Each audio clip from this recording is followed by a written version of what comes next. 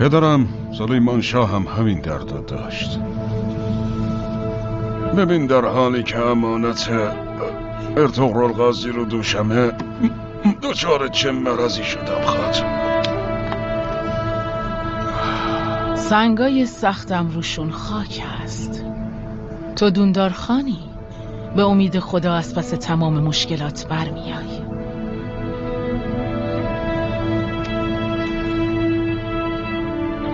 همیشه برادر بزرگم ارطغرل غازی رو میبینم.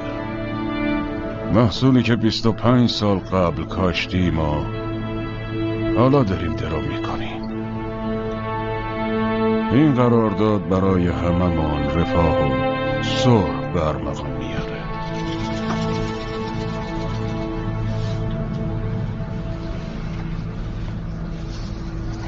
بهتر خودتو دست کم نگیری دوندار خان.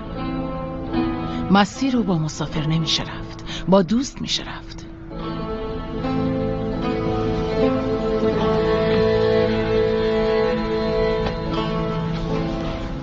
اگه تو هم مثل گندگدو و سنگرتکین دست خالی می اومدی چی می شد؟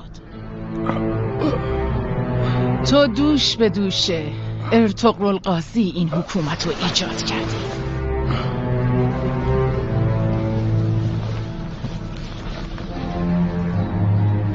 همه شاید قوی باشن، ولی فقط تو هم قوی هستی و هم هنر داری.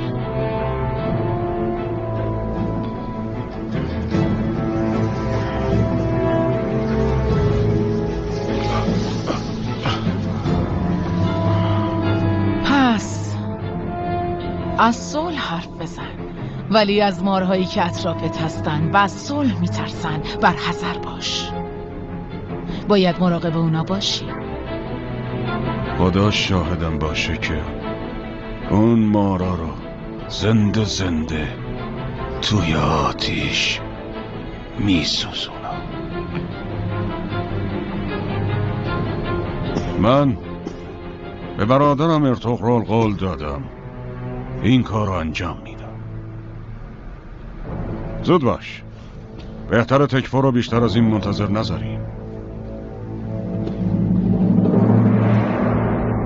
قبل از رفتن اومدم که برام دعای خیر کنین بابا. پسرم خوبم پسرم، دعای پدرت همیشه پشت و پناهت پسرم، اما نباید به این طایفه کافر اعتماد بکنی.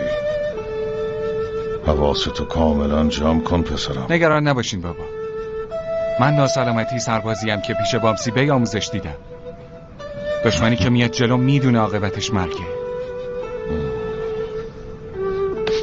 ای والله پسرم ای والله، ولی باید بدونی که جوان مردی مثل هرزگی نیست. باید کاملا مراقب باشی، باید بتونی نامرد رو بشناسیشون. نامرد چه هدفی دارن بابا؟ باید هوشیار باشی پسر، حواستو خوب جمع کن.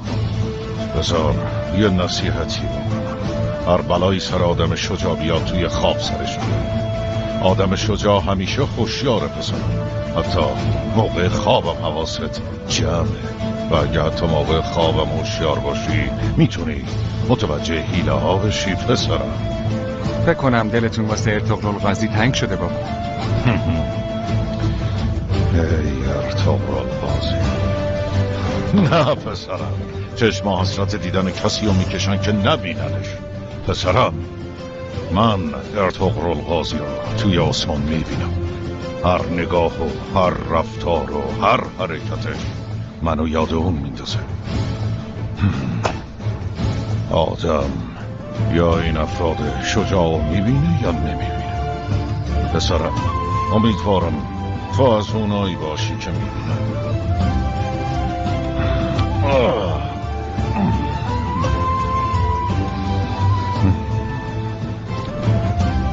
پسرم این یه نصیحت پدرانه نیست، نصیحت اجدادته.